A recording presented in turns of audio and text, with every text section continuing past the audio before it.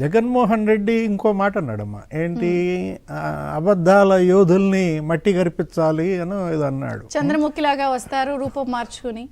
అబద్ధాల యోధులు, ఆయనే అబద్ధాల యోధుడు కదా.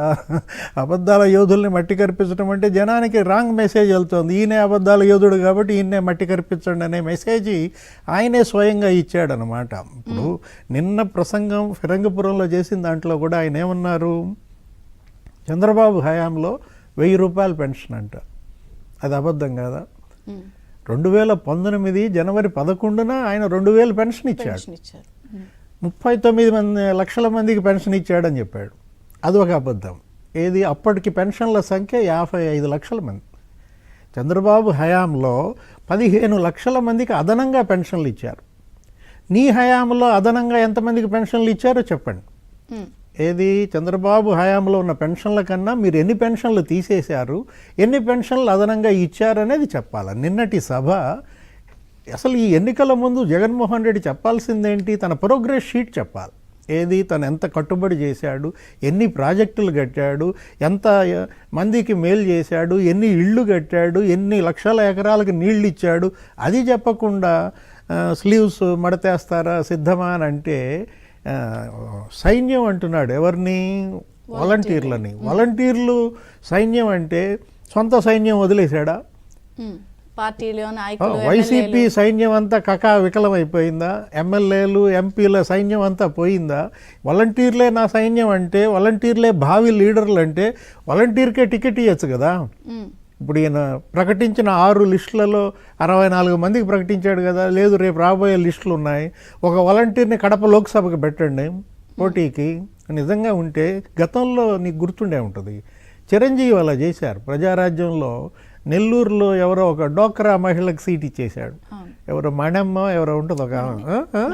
అలాంటి ప్రయోగాలకు నువ్వు సిద్ధమా? నువ్వు నిజంగా వాలంటీర్ల మీద కనుక నీకు ఉన్నట్లయితే వాళ్ళనే దించండి రేపొద్దున ఎలక్షన్లో. భావి లీడర్లు నువ్వు చేసేది ఒకటి. ఇక్కడ ఎలా చూడొచ్చు అంటారు శ్రీనివాస్ గారు, అంటే పూర్తి స్థాయిలో ఆయన్నే నమ్ముకున్నాను అనే భయాన్ని బయట పెట్టుకున్నారా? పార్టీ నేతలను కూడా నమ్ముకోలేదు, అందరూ హ్యాండ్స్ అప్ అనేది ఆయన బహిరంగంగా నేను ఒప్పుకున్నట్టేనా? అది అంటే కదా, భయపడితేనే కదా నా వెనకాల మీ అందరూ ఉండండి అని చెప్తున్నాడు.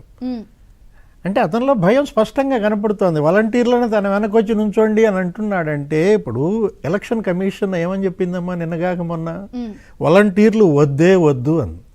అసలు వాలంటీర్లను అసలు మీరు పోలింగ్ ఏజెంట్లుగా కూడా పెట్టడానికి వీల్లేదని.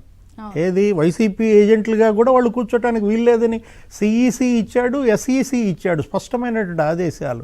వాలంటీర్లు వద్దే వద్దు అని వాళ్ళంటే, ఈయన వాలంటీర్లు ముద్దే ముద్దు అంటున్నాడంటే ఈయన యుద్ధం ఎవరి మీద ప్రకటిస్తున్నట్టు?